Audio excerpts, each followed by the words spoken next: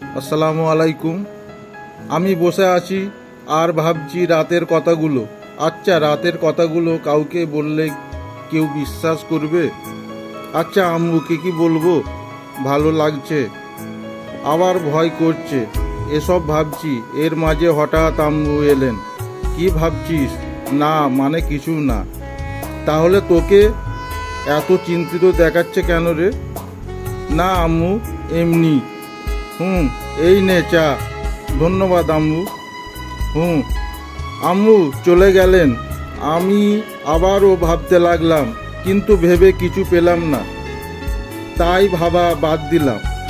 রাত 10টা, বাগানে যাব কি না ভাবছি, কিন্তু এখন বাগানে না গেলেও ভালো লাগে না। পরীটাকে খুব মিস করি। কি সুন্দর চেহারা, আর সে কি না আমার মতো একটা ছেলের প্রেমে পড়লো। তাই বাগানে চলে গেলাম। গিয়ে দেখি ও এখনো আসেনি। আমি ওর জন্য অপেক্ষা করছি। হঠাৎ নুপুরের ধ্বনি কানে এলো, সাথে সেই মিষ্টি পারফিউমের ঘ্রাণ। সে এসেছে। আমি বললাম, আসতে এত দেরি করো কেন? কোথায় দেরি করলাম? আমি তো সময় মতোই এলাম। তুমি এত তাড়াতাড়ি চলে আসো কেন? আমার ঘরে ভালো লাগে না, শুধু তোমার কথা মনে পড়ে, তাই চলে আসি। সে একটু হেসে, পাগল, আমাকে এই এত ভাবো? তুমি কি আমায় নিয়ে ভাবো না? ভাবি তো। তাহলে এত দেরি করে আসবে না? আমি তো এই সময়ে বাড়ি থেকে বের হতে হয়। আম্মু তো আর বের হতে দেবে না।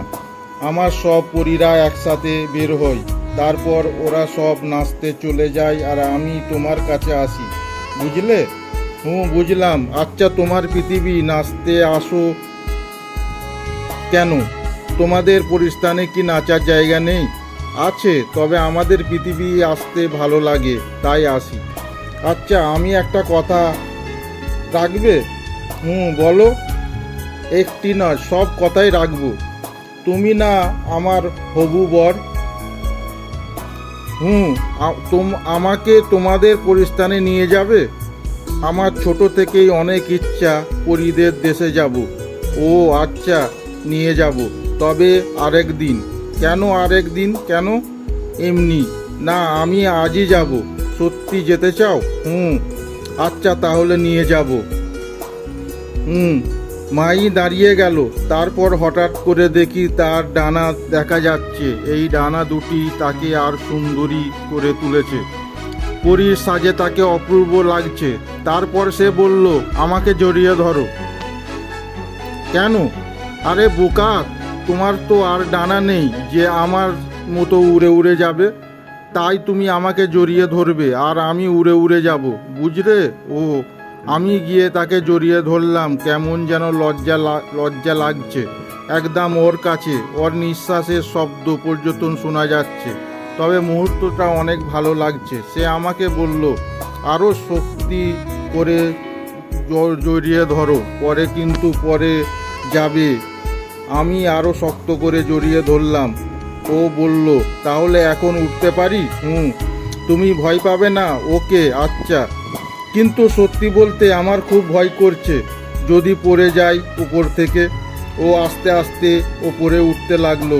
আমার হার্টবিট বেড়ে গেল। আস্তে আস্তে আমার অনেক উপরে উঠে গেলাম। আমি একবার নিচে তাকিয়ে চিৎকার করে উঠলাম। ও বলল, কি হয়েছে? না, নিচে তাকিয়ে দেখলাম আমার মাটি থেকে অনেক উপরে, তাই ভয় পাচ্ছি। ও হি হি করে হেসে আমার কপালে একটা চুমু দিয়ে বলল, ভয় পাবে না বাবু, আমি আছি তো। আমি তো তোমার ছেড়ে দেব না। তাহলে তুমি পড়বে কিভাবে? আমি চোখ বন্ধ করে ফেললাম আর ওর বুকের মাথা রাখলাম। চোখ খুলে থাকলে হঠাৎ নিচে তাকিয়ে ভয় পাবো? ওর বুকে মাথা রাখলেই ভালো লাগছে। সে আমাকে খুব সুন্দর করে জড়িয়ে ধরেছে। আমার মেঘের উপর দিয়ে উঠতে লাগলাম। অনেকটা পথ যাওয়ার পর আমি ওকে বললাম, আর কত দূরে? সে বলল, এই তো আর একটু দূরে, 5 মিনিটে চলো যাব। একটু পরে সে এক জায়গায় এসে থামলো এবং বলল, এই হলো আমাদের পরিস্থান। আমি চারিদিকে তাকালাম, দেখলাম অনেক সুন্দর সুন্দর গাছ, পাহাড়, ঝর্ণা, নদী ইত্যাদি। আমি যেরকম কল্পনা করেছি তার থেকে অনেক অনেক গুণ সুন্দর।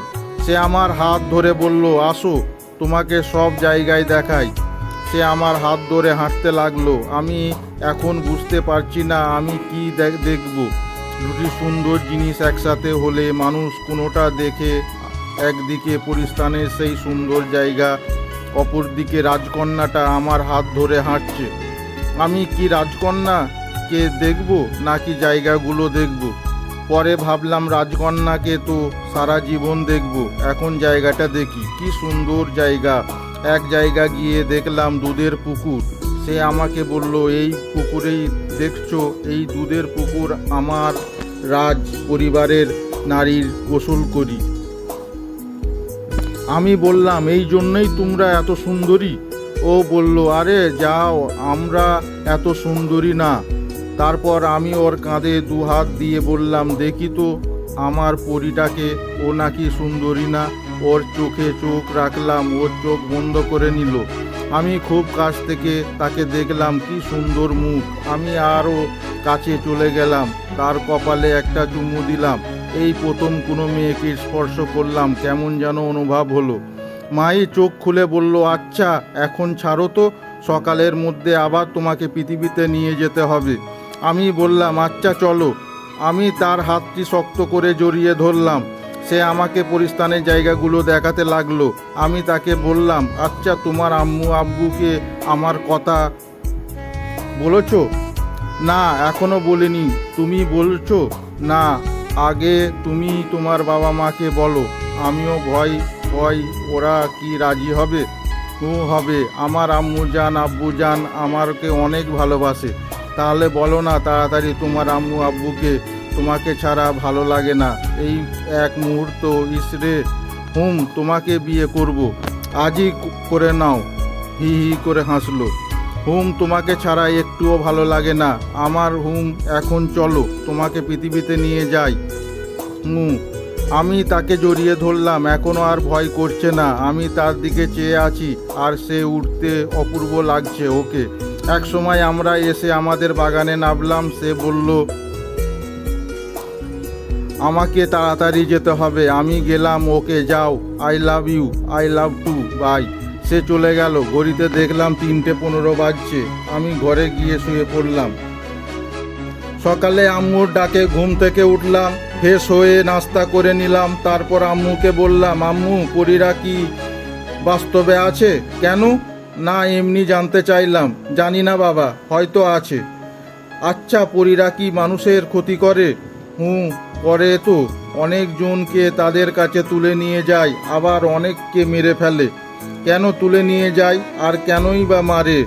পরীরা যাদের পছন্দ হয় তাদের পরিস্থানে নিয়ে যায়, আর পরীদের সাথে কেউ বেয়াদবি করলে তাকে মেরে ফেলে। ও আচ্ছা, কি সাংঘাতিক। তুই এসব দিয়ে কি করবি? না, এমনি। এই বলে চলে এলাম। আর ভাবছি আম্মুকে কি করে বলবো আমি যে পরীটাকে ভালোবাসি। আম্মু হয়তো কখনো মেনে নেবে না যদি পরী আমাকে পরিস্থানে নিয়ে যায় এই ভয়ে। কিন্তু আমি তো পরিস্থানে গিয়ে এসেছি। রাত 10টা। আমি আমাদের বাগানে বসে আছি আর আকাশে চাঁদ দেখছি। কিছুক্ষণ পরে নাকে সেই মিষ্টি পারফিউমের জ্ঞান এবং নুপুরের ধ্বনি কানে এলো। দেখলাম মাই এসেছে। আজ একটা নীল ড্রেস পরে এসেছে, সাথে হালকা গোলাপি রঙের লিপস্টিক দিয়েছে। অসম্ভব রকমের সুন্দর লাগছে নীল পরীর সাজে। তার দিকে তাকিয়ে আছি। সে বলল, এই তো দেখার কি আছে শুনি, চলো আজ এক জায়গায় যাব। কোথায় যাবে? পরিস্থানে নাকি? আরে না, পৃথিবী থাকবো একটা ঝর্ণার কাছে, খুব সুন্দর জায়গা। আমি মাঝে মাঝে যাই। আজ তোমাকে নিয়ে যাব, খুব সুন্দর জায়গা। চলো। মাই তার ডানা দুটি দৃশ্যমান করলো। এখনো আর বেশি সুন্দর লাগছে। সে বলল, আমাকে জড়িয়ে ধরো। আমিও গিয়ে ধরলাম। ও উঠতে শুরু করলো। এখন আর ভয় করে না, ভালোই লাগে। উঠতে উঠতে এক জায়গায় এসে নামলো মাই। সত্যি জায়গাটি অনেক চমৎকার। ঝর্ণার পানি পড়েছে চারিদিকে, পাহাড়ে আর পূর্ণিমার চাঁদটা আলো দিচ্ছে। কেউ যদি মনে খারাপের সময় এখানে আসে তাহলে মুহূর্তেই তার মন ভালো হয়ে যাবে। আমি বললাম, এত সুন্দর জায়গাটি সত্যি তোমার পছন্দ, প্রশংসা করতে হয়। ও আমার পছন্দ প্রশংসা তো করতেই হবে, কারণ আমার প্রথম পছন্দ হলে তুমি। আমার মাঝে এমন কি আছে যে আমাকে ভালো লাগছে তোমার? আছে অনেক কিছুই, এক ঝর্ণা, আরও চাঁদ দেখি তো। মাই আমার কুলে শুয়ে চাঁদ দেখছে, আর আমি মাইকে দেখছি। চাঁদের আলো এসে তার মুখে পড়েছে, কিছু চুল এসে তার কপালটা একটু ঢেকে দিয়েছে। মাই বলল, চাঁদ না দেখে আমার দিকে কি দেখছো? আমার চাঁদ দেখতে হবে না, আমার তোমাকে দেখলেই হবে। এই শোনো না, আম্মুজান আর আব্বুজানকে তোমার কথা বলেছি, ওরা কাল তোমাদের বাড়ি আসবে। কি বলো, ওরা মেনে নিয়েছে? বললাম, ওরা আমাকে অনেক ভালোবাসে, ছোট কাল থেকে তাদের কথার অবাধ্য হয়নি। আমার একটা কথা কি তারা রাখবে না? আচ্ছা, তারা কি বলতে রাজি হয়ে গেল নাকি? না, তবে তাদের বুঝিয়েছ, তারপর রাজি হয়েছে। ও আচ্ছা, কালকে কে আসবে? বেশি কেউ নয়, আম্মুজান, আব্বুজান আর রাহি, আর কেউ তো আমাদের পরিবার নেই। তো তোমার আম্মুজান আব্বুজানকে বলেছো না এখনো বলনি?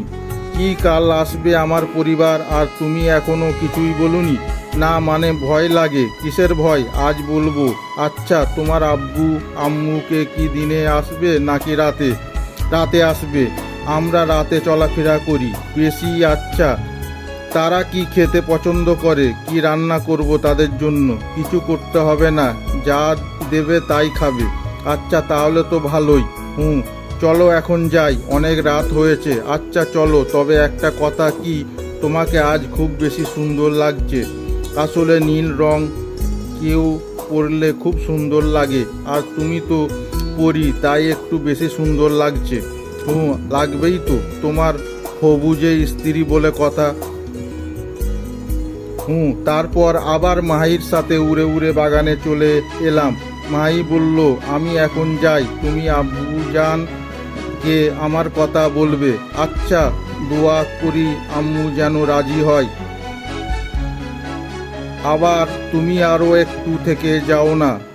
না বাবু, আমাকে যেতে হবে, বিয়ের পর তো সব সময় থাকবো, এখন যাই। আচ্ছা যাও।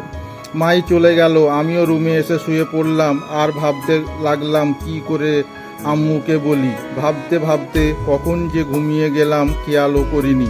সকালে আম্মুর ডাকে ঘুম ভাঙলো। আমি ফ্রেশ হয়ে আম্মুর সাথে নাস্তা করে বসলাম, আর পরীর কথা বলবো এখনই বলে দিই, কিন্তু হার্টবিট বাড়ছে, কি করে বলি? তারপরও বললাম, আম্মু কি? আম্মু কি? আম্মুজান কি বলবি বল, এতবার ডাকার কি আছে? না মানে কি করি যে বলি? বলতে চাই বলো, আর না বলতে চাইলে বাদ দাও। না না না, বলছি বলো। আমি না একজনকে ভালোবাসি। অনেক সাহস নিয়ে কথাটা বললাম, এখনো হার্টবিট কাঁপছে। ওমা, কাকে ভালোবাসিস? আর এই কথা বলতে এতটা সময় নিতে হয়? আমি ভাবছিলাম কি জানি না বলবি, মনে হয় অনেক টাকার দরকার, তাই এমন আদরে গলায় ডাকছিলিস। আম্মু, আমি কি শুধু টাকাই চাই? না তো, আমার এত ভালো ছেলেটা কি টাকা চাই? তো মেয়েটি কে? তোর বাবাকে বলে বিয়ের কথা পাকাপাকি করব। নেই, আমি সারাদিন একা থাকি বাড়িতে, বৌমা এলে সময় কাটবে। মেয়েটা কে বল মা? ও মেয়ে না কি? ছেলে হয়ে ছেলের প্রেমে পড়েছিস নাকি? মাথা ঠিক আছে? না মানে ওই মেয়ে ছেলে না। তাহলে বলিস যে মেয়ে না? ওই মেয়ে হচ্ছে পরী। আর আজ রাত ওর বাবা মা আসবে আমাদের বাড়িতে। আল্লাহ কি বলে ছেলেটি? ডাক্তার দেখাবো নাকি হুজুরে দেখাবো? বাবা, এই কথা আর কাউকে বলবি না, বললে তোকে পাবনা পাঠাতে হবে। কি আমি পাগলা? দাঁড়াও, তোমাকে সব খুলে বলি। বল। তারপর আম্মুকে সব ঘটনা খুলে বললাম, কিভাবে পরিচয় হলো পরীর সাথে। আম্মু বললেন, বাবা, এটা হয়তো তোর স্বপ্ন দেখছিস। তারপর আয়াতুল কুরসি পড়ে আমার বুকে ফুঁ দিলেন আম্মু। আবার বললেন, আল্লাহ আমার ছেলেটা যেন পাগল না হয়। সত্যি নাকি মিথ্যে তা আজ দেখব আম্মু। ওরা আজ রাতে আসবে, এখন টাকা দাও, ওদের জন্য খাবার কিনবো। দেখ বাবা, ওরা স্বপ্ন, ওরা আসবে না। তারপর ও এই নে টাকা। আমি টাকা নিয়ে গরুর গোশ, মুরগির গোশ, মাছ, দই ইত্যাদি কিনলাম। পরি আম্মু আব্বু আসবে বলে কথা। খরচ এনে আম্মুকে রান্না করতে বললাম। আম্মু রাজি না, তারপরেও আমার কথায় রান্না করলেন। আম্মুর মুখ দেখে বোঝা যাচ্ছে আম্মু একটু রাজি না। আম্মু নিশ্চিন্ত যে ওরা আসবে না, রান্না করা হলো। রাত 10টা, আমি বাগানে তাদের জন্য অপেক্ষা করছি, কিন্তু না, কেউ আসছে না। রাত বাড়তে লাগলো। 11টা, 12টা, 1টা হলো, কিন্তু কেউ এলো না। রাত 3টা পর্যন্ত আমি অপেক্ষা করলাম, কিন্তু কেউ এলো না। আম্মুর কাছে অনেক লজ্জা পেলাম। তাহলে এগুলো স্বপ্ন ছিল? আবার আমি কি না বাস্তব ভাবলাম। সত্যি খুব খারাপ লাগছে। ঘুমিয়ে পড়লাম। সকালে আম্মুর ডাকে ঘুম ভাঙলো। আম্মু বলল, তোর পরীর বাবা মা কোথায়?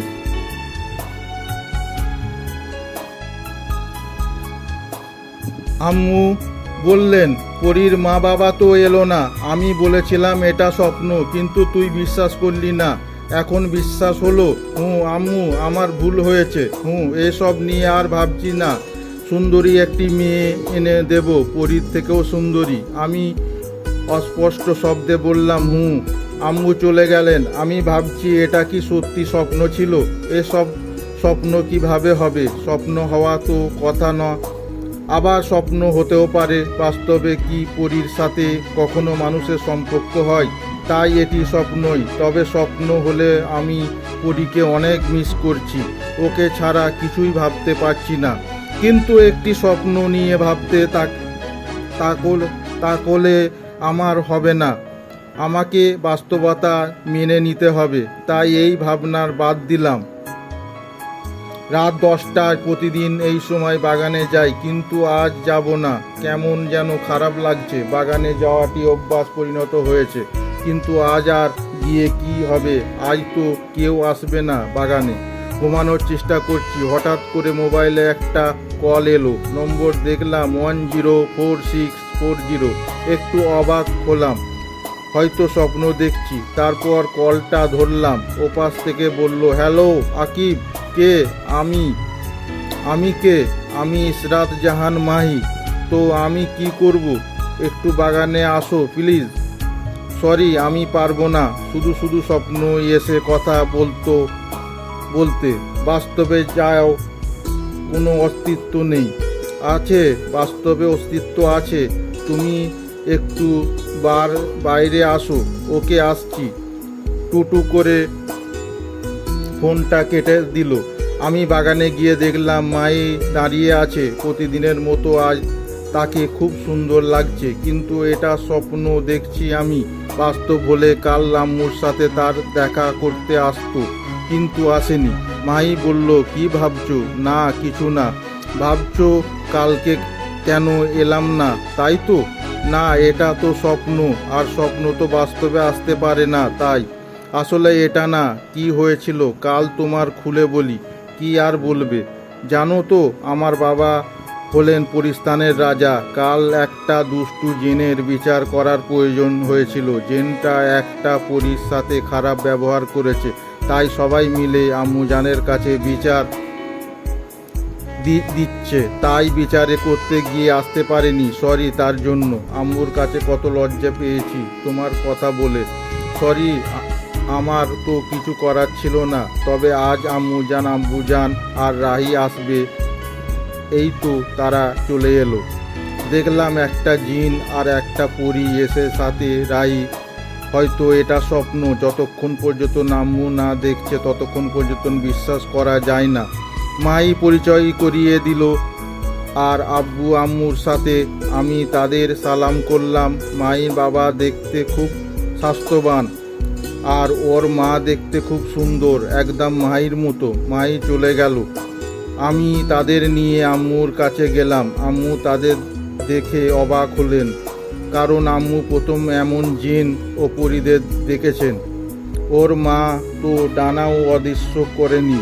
আম্মু ওদের দেখে একদম ভাবছে খেয়ে গেলেন।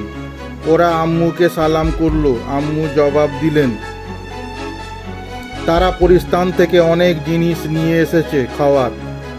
আমরা তো কিছুই রান্না করিনি, তাই ওর যা এনেছে তাই দিয়ে দিলাম।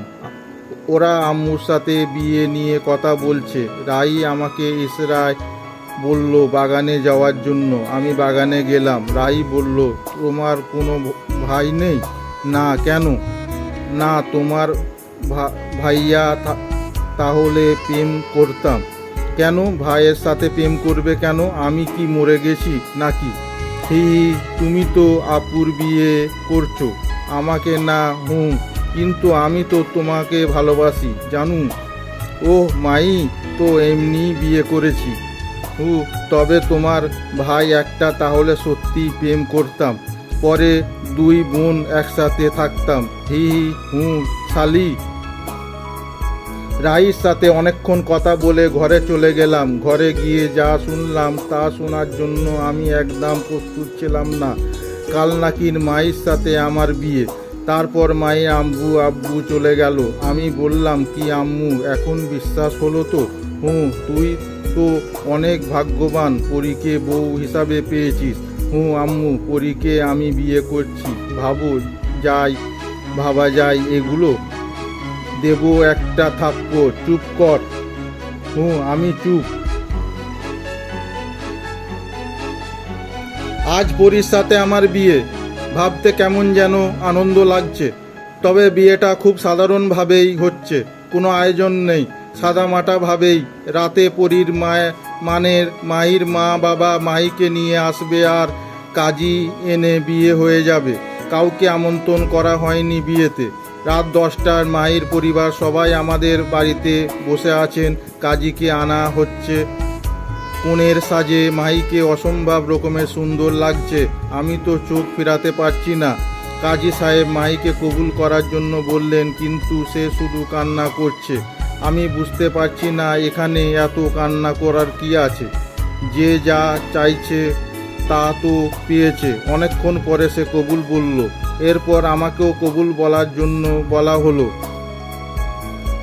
আমারও কেন জানি খুব খারাপ লাগছিল, খুব কান্না পাচ্ছিল। কিন্তু পুরুষ মানুষের কাঁদতে নেই। অনেক সময় অনেক বলে পুরুষদের মন বলতে কিছু নেই, কারণ তারা অতি দুঃখত কাঁদে না। কিন্তু তারা যে বুকের কষ্ট চাপা রেখে খুব সহজে সব কিছু মেনে নেয়। মেয়েরা না হয় কেঁদে তাদের মন হালকা করে, কিন্তু আমরা তো কাঁদতেও পারি না। তাই আমাদের বুকে জমে থাকে প্রচুর কষ্ট, যা আমরা প্রকাশ করি না। কবুল করে দিলাম।